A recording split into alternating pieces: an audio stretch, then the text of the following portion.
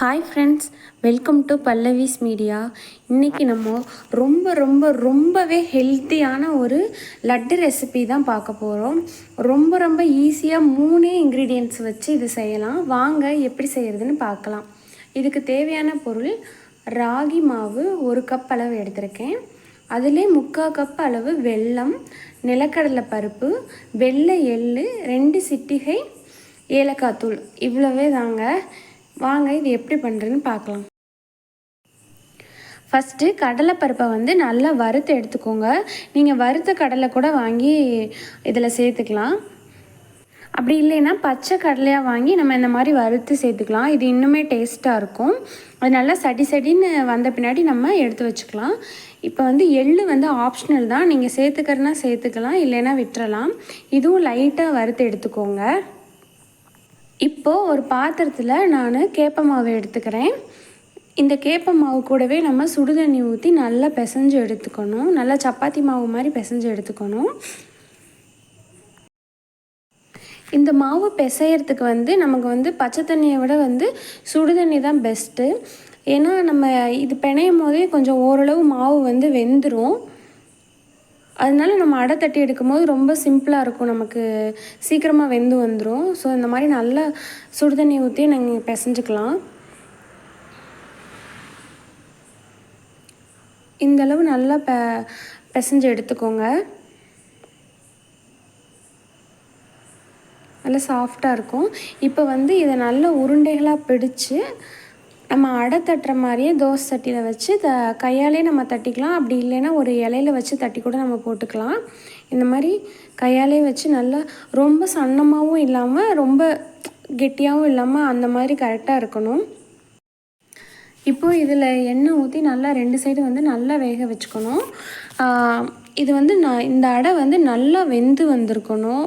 நல்லா வேகாமல் இருந்துச்சுன்னா நம்ம லட்டு பண்ணுற போது நம்ம சாப்பிடும் போது வயிறுக்கு ஏதாவது ப்ராப்ளம் ஆயிரும். ஸோ 2 சைடு நல்லா இந்த அடை வேகிற அளவு பார்த்துக்கோங்க. இப்போ நம்ம வறுத்து வச்ச நிலக்கடலை பருப்புலேருந்து தோலை உதிர்த்து எடுத்துக்கிறேன். நீங்கள் தோலோட கூட சேர்த்துக்கலாம். இந்த மாதிரி தோலை நல்லா கையாலே உதிர்த்து எடுத்துட்டு இதை மிக்சியில் போட்டு நம்ம ஒன்றும் பாதியமாக அடிச்சுக்கணும். இது ஒரு சிலது முழுசாக இருந்தால் தான் நம்ம இந்த லட்டு சாப்பிடும்போது சூப்பராக இருக்கும் கடித்து சாப்பிட. ஸோ அந்த மாதிரி அடித்து எடுத்துக்கோங்க. 2 பல்ஸ் விட்டால் போதும். இப்போ ஒரு பெரிய சட்டியில் இந்த அடித்த கடலைப்பருப்பை சேர்த்துக்கிறேன். அது கூடவே வறுத்து வச்ச எள்ளு அதையும் சேர்த்துக்கலாம். எள்ளை நம்ம அரைக்க தேவையில்ல, அப்படியே சேர்த்துக்கலாம். அது கூடவே ஏலக்காய் தூள் சேர்த்துக்கோங்க. இப்போது நம்ம இந்த தட்டி வச்சுருக்க அடை இருக்குங்களே, அது நல்லா ஆறின பின்னாடி ஒரு மிக்ஸி ஜாரில் சின்னதாக பிச்சு போட்டு பல்ஸ் விட்டு எடுத்துக்கோங்க.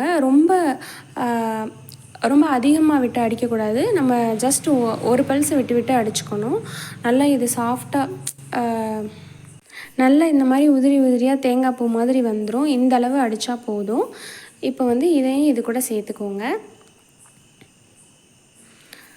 இப்போ இந்த வெல்லத்தையும் சேர்த்துக்கலாம். நம்ம 1 கப்பு கேப்ப மாவு எடுத்தோன்னா அதில் 3/4 கப்பு அளவு வெல்லம் எடுத்தால் போதும். ரொம்ப தித்திப்பாக வேணும்னா 1 கப்பு அளவு வெல்லம் எடுத்துக்கலாம்.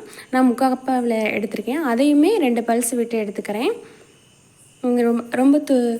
ரொம்ப சின்னதாக இருந்தால் நமக்கு பிசையறதுக்கு ஈஸியாக இருக்கும். அதனால் மிக்சிலே போட்டு அடிச்சிட்டேன். இப்போ இதை நம்ம கையாலே நல்லா பிசைஞ்சிக்கலாம். இதை ஹீட் பண்ணணும்லாம் தேவையில்லை. நம்ம கை சூட்லேயே இது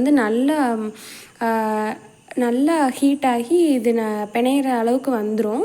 ஒரு 3 நிமிஷத்தில் இந்த மாதிரி வந்துடும். இதை நம்ம இப்படியே பிடிச்சிக்கலாம். நல்லா அழுத்தி பிசையணும். உருண்டையாக பிடிச்சிக்கலாம். அவ்வளோதாங்க. ரொம்ப ஹெல்தியான ஒரு ராகி லட்டு ரெடி. நம்மளுக்கு ரத்தம் கம்மியாக இருக்கிறவங்க, அந்த மாதிரி டயர்டாக இருக்கிறவங்கெல்லாம் இது செஞ்சு சாப்பிட்லாம். ரொம்ப டேஸ்ட்டாக இருக்கும். இது ராகி மாவில் பண்ண மாதிரியே இருக்காது. சூப்பரான ஒரு ராகி லட்டு ரெடி.